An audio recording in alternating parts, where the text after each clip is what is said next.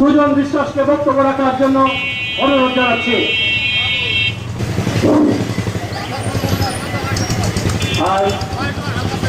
অত্যাচার করছে, আমি সেই নেতার উদ্দেশ্যে বলতে চাই, বিষয় বিভিন্নভাবে বিভিন্ন চক্রান্তের মধ্য দিয়ে প্রবাসী এ পর্বে আপনাদের সঙ্গে সংক্ষিপ্ত বক্তব্য রাখছেন বাংলাদেশ হিন্দু বৌদ্ধ। আমাদের দাবি উচ্ছেদের পূর্বে তাদের মাননীয় প্রধানমন্ত্রী তার দৃষ্টি আকর্ষণ করছি। আমরা তীব্র নিন্দা জানাই, দুঃখ প্রকাশ করে সকল রকম আইন। আজকে ধন্যবাদ দেই আমাদের আয়োজক কমিটিকে। এটার সঙ্গে আমার রাজনীতি জড়িত, এটা বলা যাবে না, কারণ এটা এদেশের আদমশুমারিতে সংখ্যালঘুর পার্সেন্টেজ 91 পর বেড়েছে।